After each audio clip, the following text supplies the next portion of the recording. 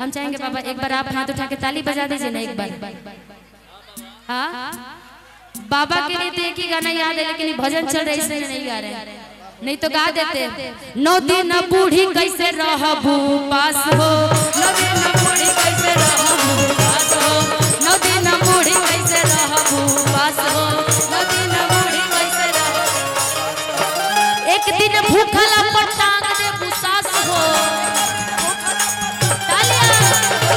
एक दिन भूखला पर टांग दे सास हो। ए बाबा जी के लिए 9 दिन बूढ़ी कैसे रहबू पास हो, ए बाबा 9 दिन बूढ़ी कैसे रहबू पास हो, 9 दिन बूढ़ी कैसे रहबू पास हो। एक दिन भूखला पर टांग दे सास हो, एक दिन भूखला पर टांग दे सास हो, 9 दिन बूढ़ी कैसे रहबू पास हो, 9 दिन बूढ़ी कैसे रहबू, 9 दिन बूढ़ी कैसे रहबू पास हो, 9 दिन बूढ़ी कैसे रहबू।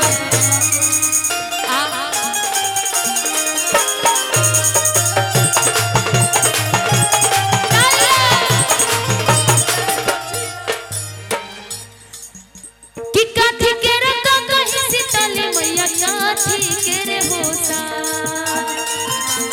नाचो बाबू। काठी के रका कहीं सीतले मैया काठी के रे होसा।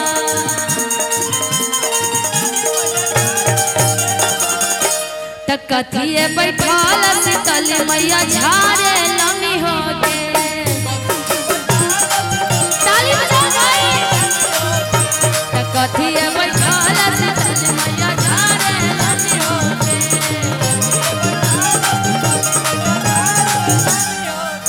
तो सोने के रंग कहीं सीतले मैया रूपे लागल होता।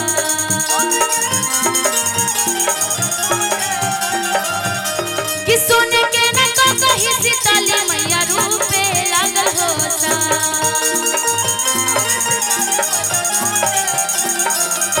त मछिए बैठाल सीतले मैया झारे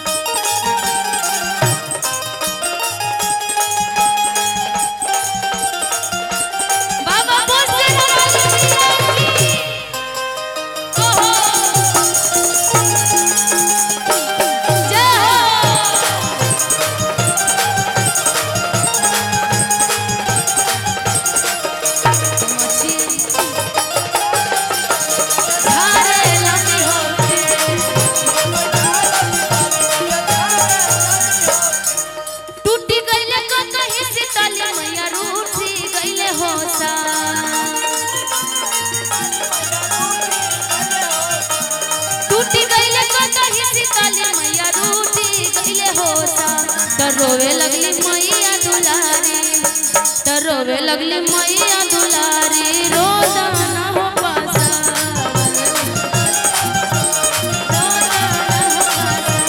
रोवे लगली मैया दुलारी।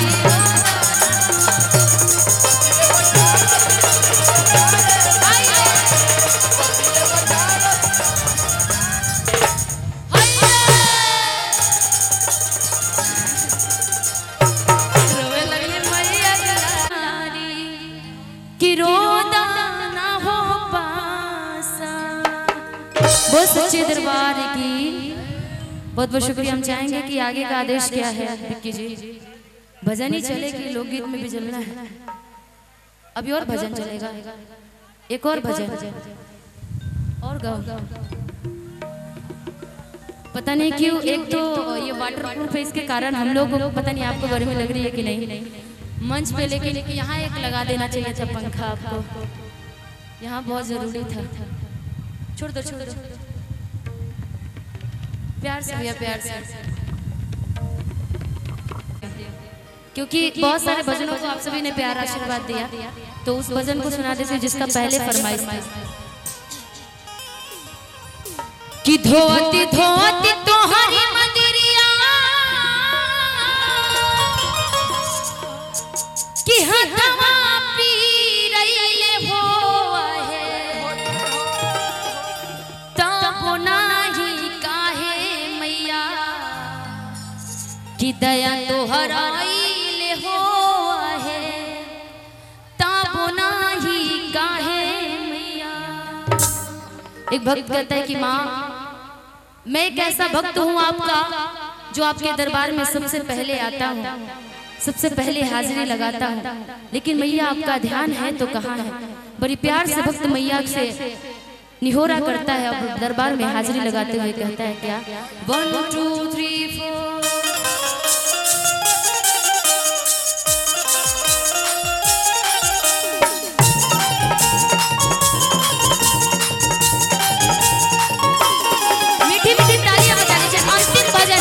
जिनको ताली बजाना है।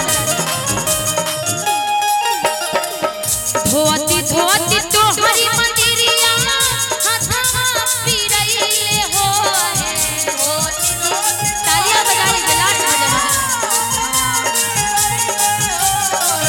धोती धोती तोहरी मंदिरिया हथवा पीरैले हो है तब नाही काहे मैया तब नाही काहे मैया दया तोहरा आइले हो तब नाही काहे मैया दया तोहरा आइले हो तब नाही काहे धोती धोती तोहरी मंदिरिया हथवा पीरैले हो धोती धोती तोहरी मंदिरिया हथवा पीरैले हो तब नाही काहे मैया तब नाही काहे मैया दया तोहरा आइले हो तब नाही काहे मैया दया तोहरा आइले हो तब नाही काहे।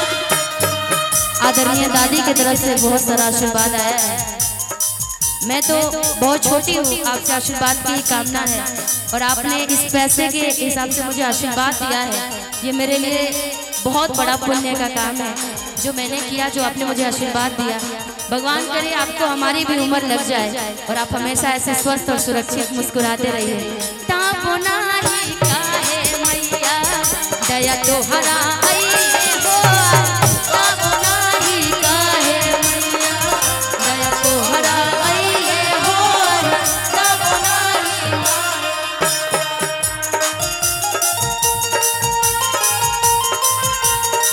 तालियां बजा लीजिए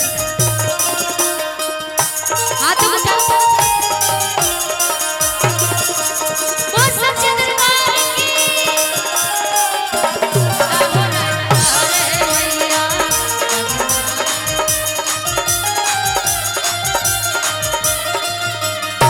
तो नाही काहे मैया दया तोहरा आइले हो तब नाही कौआ बोले से पहले आइला मंदिरावा। वाह क्या कवि का भाव है।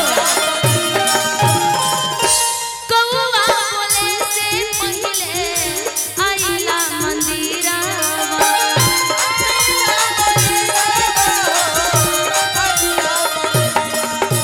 सेवा में हाजिर बाटे हमारी शरीरवा हो। जय माता दी। हमारी शरीरवा हो हमारी शरीरवा हमारी शरीरवा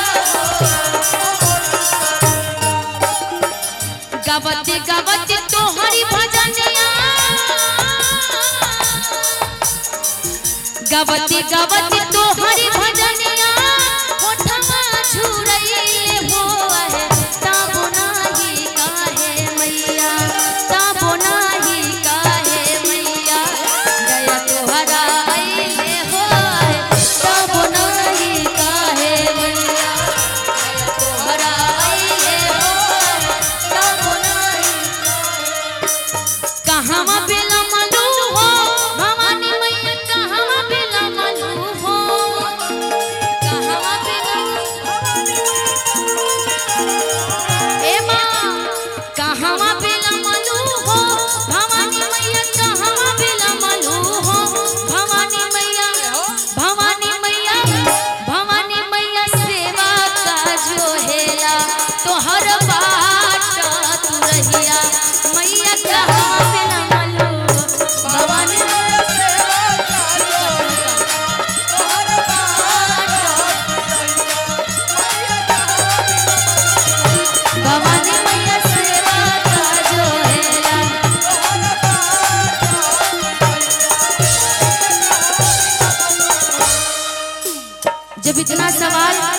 करता है अपनी माँ से तो माँ कहती है कि अच्छा बेटा तू इतना बड़ा हो गया कि अपनी माँ से सवाल करता है आज कि मैं वाट कहाँ निहार रही हूँ, मैं देरी कहाँ कर रही हूँ।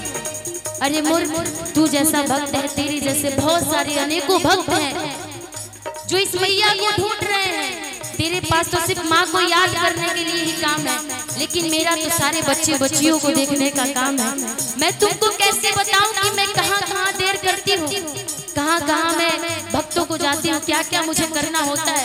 मैया कहती है कि जब तू सवाल कर ही दिया है तो बेटा तू सुन मैं क्या बोलती हूँ। और बड़ी माँ प्यार से अपने भक्त से कहती है क्या, आवत में रहनी रे किसे वका लंगरा भेटइले रे,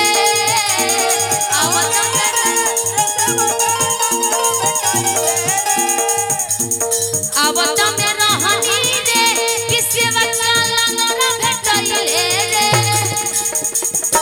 आवत में रहनी रे किस्सों का लंगरा भेटइले रे।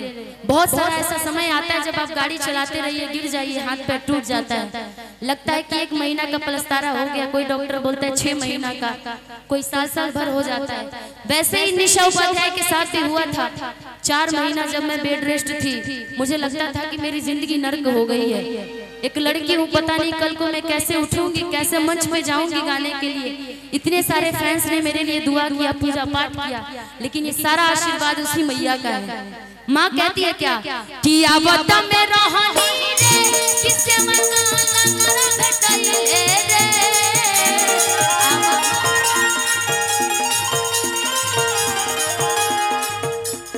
आवत में रहनी रे किसे वका लंगरा भेटइले रे, किसे वका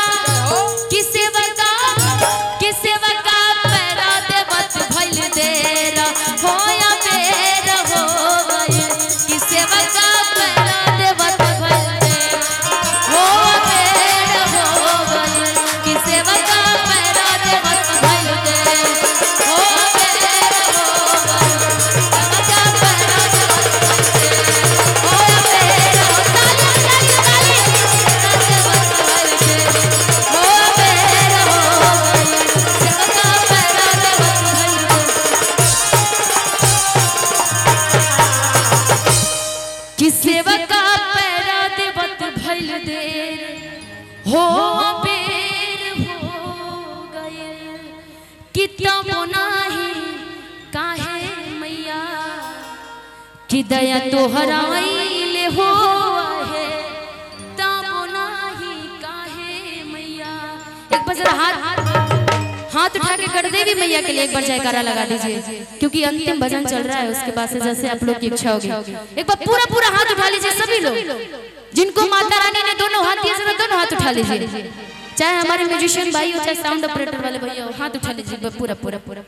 ये जगह हमेशा ऐसे हंसता मुस्कुराता रहे, हर घर में खुशियां ऐसे छाई रहे। जरा पूरा दोनों हाथ उठा करके, कैमरे वाले भाई आप भी दोनों हाथ उठा लीजिए।